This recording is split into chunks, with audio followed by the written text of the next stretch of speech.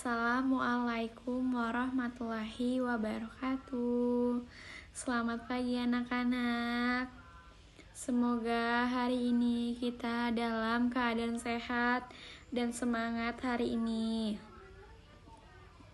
Sebelum kita memulai pelajaran, kita berdoa terlebih dahulu menurut kepercayaan kita masing-masing. Doa dimulai. Doa selesai. Baik, Ibu akan memeriksa kehadiran kalian, dan apabila nama kalian dipanggil, tolong jawab hadir ya. Sekarang Ibu mau bertanya kepada kalian, siapa yang di sini pernah merasakan musim hujan dan musim kemarau yang terasa lebih panjang daripada biasanya? Wah, banyak juga ya.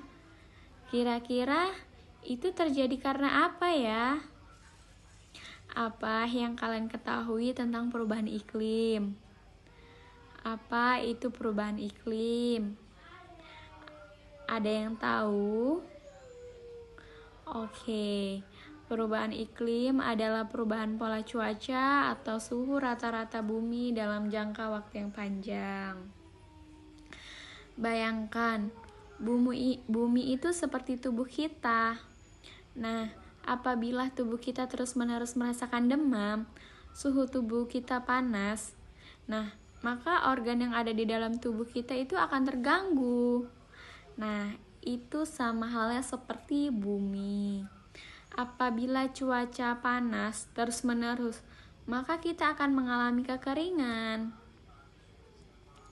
Dan perubahan iklim itu ada penyebabnya. Apa saja ya? Salah satunya adalah emisi gas rumah kaca. Ada CO2 dari pabrik, kendaraan, dan pembakaran batu bara yang kabutnya tebal sampai menutupi bumi. Kemudian ada deforestasi, yaitu penebangan hutan, sehingga dapat mengurangi kemampuan bumi untuk menyerap CO2, karena hutan adalah paru-paru bumi. Gambarannya seperti tubuh kita. Nah, tubuh kita itu juga memiliki paru-paru. Nah, udara yang kita hirup itu diseleksi, dinetralisir oleh paru-paru. Lalu ada peternakan dan pertanian dan gas petana. Dari peternak dan lahan pertanian menyumbangkan pemanas global secara signifikasi. Dan selanjutnya ada limbah sampah. Sampah di TPA itu dapat menghasil gas metana yang membayangkan atmosfer bumi. Jadi itu adalah beberapa penyebab terjadinya perubahan iklim. Karena hal itu akan memunculkan dampak dari perubahan iklim. Antara lain, yang pertama adalah naiknya permukaan laut sehingga pulau-pulau kecil yang berada di pinggir laut itu terancam tenggelam. Dan yang kedua, ada cuaca ekstrim. Hal ini melibatkan banjir, kekeringan, sehingga badai yang akan sering terjadi. Dan yang ketiga adalah kepunahan spesies. Habitat hewan. Habitat hewan akan rusak akibat perubahan suhu. Contohnya apa? Yaitu penebangan hutan secara liar. Maka hewan akan kehilangan habitatnya. Mereka kehilangan tempat tinggalnya karena mereka rumahnya itu dirusak oleh manusia-manusia. Contohnya di Lampung. Nah, gajah-gajah yang di sana itu masuk ke pemukiman warga. Kenapa? Tempat tinggal mereka itu diambil alih oleh masyarakat sekitar. Mereka membuat pemukiman di lingkungan gajah. Sehingga mereka masuk ke pemukiman warga. Dan yang keempat adalah gagal panen. Kenapa? Karena terjadinya perubahan iklim. Petani tidak dapat memprediksi kapan terjadinya musim hujan. Kalau perubahan iklim terus-menerus tidak stabil. Kalau zaman dulu, musim hujan itu dapat diprediksi dari bulan sekian ke bulan sekian, sehingga itu akan terjadinya musim hujan. Bulan sekian dan bulan sekian akan terjadinya kemarau. Jadi, petani dapat dengan mudah untuk memprediksi kapan musim hujan dan kapan musim kemarau. Dan mereka dapat mudah dengan bercocok tanam. Akan tetapi, telah terjadinya perubahan iklim, maka petani akan sulit memprediksi kapan itu terjadinya musim hujan. Sekarang Ibu ingin bertanya, apa yang dimaksud dengan efek rumah kaca? Iya, bagus sekali. Gas-gas di atmosfer yang menahan panasnya matahari sehingga tidak dapat keluar angkasa. Lalu, gas apa saja ya yang termasuk dalam rumah kaca? Iya, benar sekali, gas metana.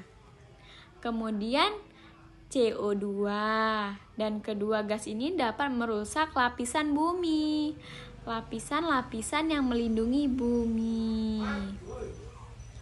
Kalau kalian bandingkan keadaan Medan sekarang 20 tahun lalu berdasarkan cerita orang tua kalian, apa yang terjadi? Apa yang berubah? Dan kenapa bisa berubah ya? Iya, benar sekali. Kalau di 20 tahun yang lalu, sepeda motor itu sangat jarang ketika kita temui di Medan.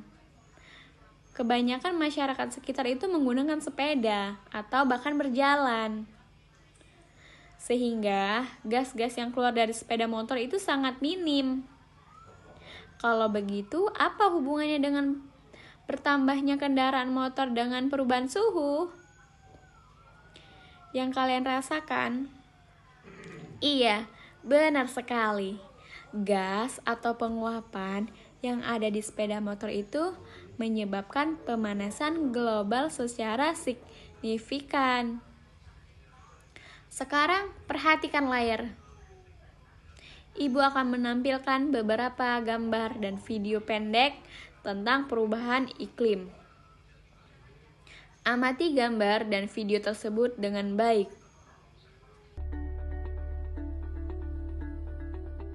Sobat Alam pernah dengar tentang eco-anxiety? Yuk simak videonya sampai akhir. Perubahan iklim merupakan fenomena perubahan suhu dan pola cuaca yang terjadi akibat pemanasan global. Pemanasan global merupakan hasil dari banyaknya emisi gas rumah kaca di udara yang menjebak panas matahari sehingga menaikkan suhu bumi. Pemanasan global dampaknya tidak main-main loh. Yang pertama, meningkatkan krisis pangan. Perubahan iklim mempengaruhi suhu, curah hujan, dan kecepatan angin, berdampak pada ketersediaan air, kekeringan lahan, banjir, dan jasa ekosistem lainnya yang menjadi sandaran pertanian untuk menghasilkan panen makanan. Berdasarkan analisis Food and Agricultural Organization, 34 dari 51 negara mengalami krisis pangan akibat perubahan iklim ekstrim. Yang kedua, meningkatnya eco-anxiety yang merupakan penyakit mental. Albrecht dalam The Journal of Climate Change and Health menjelaskan istilah eco-anxiety sebagai tekanan mental atau kecemasan terkait dengan memburuknya kondisi lingkungan atau ekologi. Anak muda semakin lama semakin takut akan kehancuran lingkungan sebab merekalah yang akan menjadi generasi yang merasakan dampak dari kerusakan lingkungan di masa depan. Yang ketiga, munculnya berbagai macam penyakit. Perubahan iklim memperbanyak jumlah penyakit, terutama yang ditularkan oleh vektor, seperti demam berdarah atau DBD, karena semakin tinggi curah hujan, semakin tinggi breeding places nyamuk DBD. Yang keempat, menurunnya kualitas udara. Perubahan iklim meningkatkan polusi udara ozon dan kebakaran hutan yang makin besar, baik akibat kekeringan maupun oleh manusia, juga secara signifikan mengurangi kualitas udara dan mengganggu kesehatan masyarakat. Nah, melihat itu semua, yuk Sobat Alam bersama-sama mulai mengurangi jumlah emisi karbon sebagai upaya mitigasi perubahan iklim. Misalnya dengan menanam pohon dan memperhatikan jejak karbon yang dihasilkan secara pribadi melalui kalkulator jejak karbon imbangi di Lindungi Hutan.